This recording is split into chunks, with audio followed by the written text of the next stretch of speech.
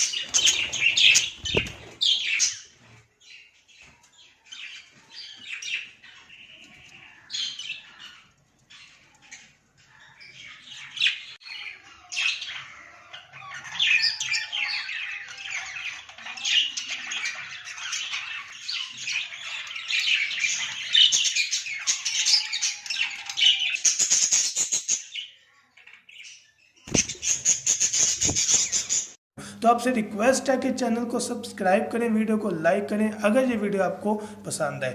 Thank you so much. दुआ में याद रखिएगा। अल्लाह हाफिज़।